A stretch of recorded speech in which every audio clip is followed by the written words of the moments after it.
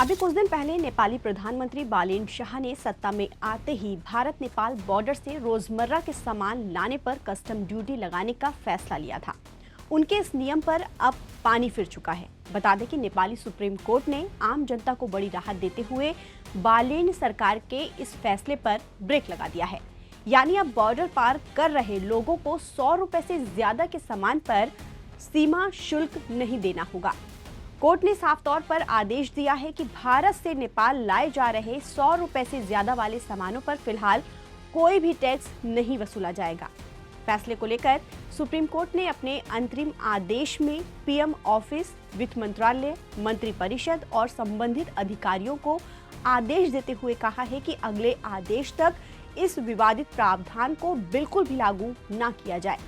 नेपाल के supreme court ने एक रिट याचिका के जवाब में ये आदेश जारी किया है, जिसमें वित्त मंत्रालय के इस फैसले को चुनौती दी गई थी।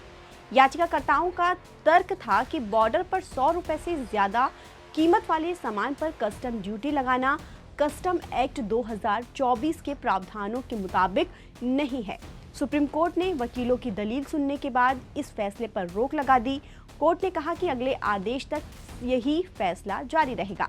जस्टिस हरिप्रसाद फुआल और जस्टिस टेक प्रसाद ढुंगाना की संयुक्त बेंच ने मामले को लेकर सुनवाई की।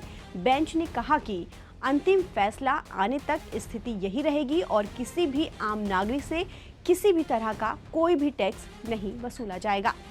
आपको बता दें कि बालेन शाह ने प्रधानमंत्री बनने के बाद 100 रुपए से ज्यादा कीमत वाले सामान पर सीमा शुल्क आवश्यक कर दिया था।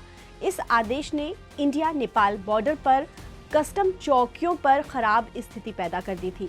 लोगों को सामान लाने में दिक्कत होने लगी थी।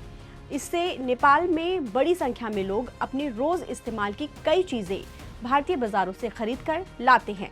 सरकार के इस फैसले के बाद बॉर्डर पर जो सख्ती से जांच शुरू हुई, उससे लोगों में पैनिक की स्थिति बन गई। आलम यह था कि अधिकारी चिप्स के पैकेट्स, बिस्किट्स, मसाले और बाकी छोटे किराना सामानों पर भी कस्टम ड्यूटी वसूल रहे थे।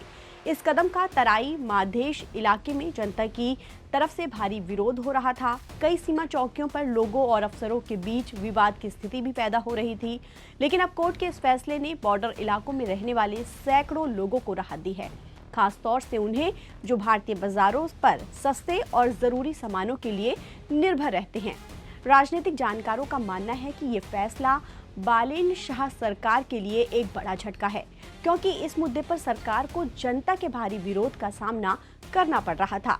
अब आने वाले समय में ये तय होगा कि क्या सरकार का ये टैक्स नियम वैध रहेगा या नहीं, क्या इसमें संशोधन होगा या इसे पूरी तरह से खत्म कर दिया जाएगा। ताज़ा अपडेट के लिए आप बने रहिए नवभारत टाइम्स के साथ। नमस्कार।